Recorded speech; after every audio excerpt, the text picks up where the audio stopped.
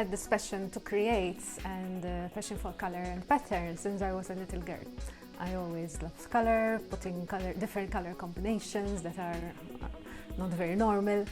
I used to go with my mother.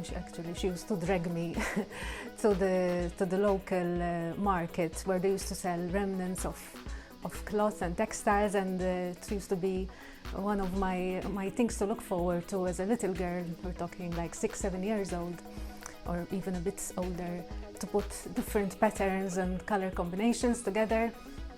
That used to be the highlight of my day, actually.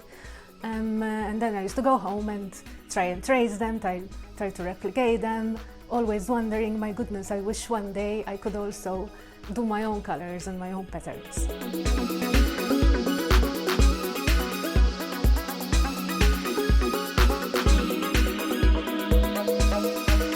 After I finished post-secondary education, I got into graphic design.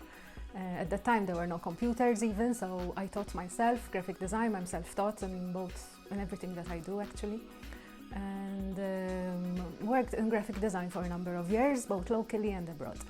Because eventually I moved abroad. I stayed abroad for about 10 years. I lived sometime in Italy, sometime in the Bahamas, but mostly in the Sultanate of Oman.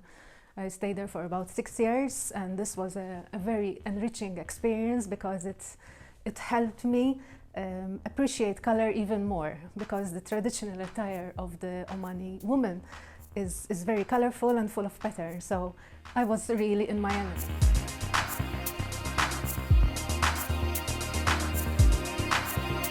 Living 10 years abroad, in 2008 I came back to Malta, and that is when my Malta story started, actually. And I wanted to create a collection inspired by what we take for granted.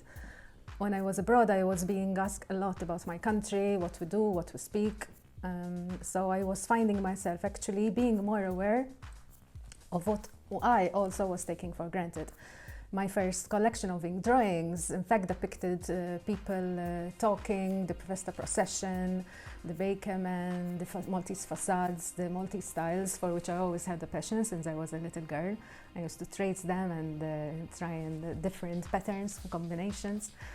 And after that, actually, I picked out my favorite subjects, being the Maltese styles and the doors.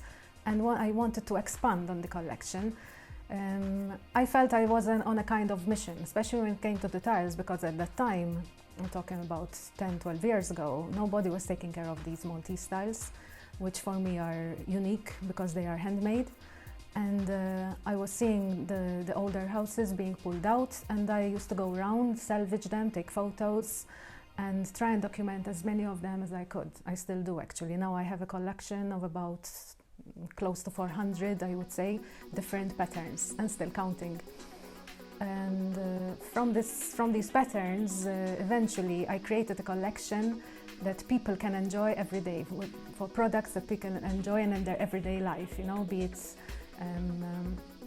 placemats or mugs or journals, espresso cups, even drawings that they can hang. So the idea was to bring the local charm to our everyday life, and hopefully with a lot of style.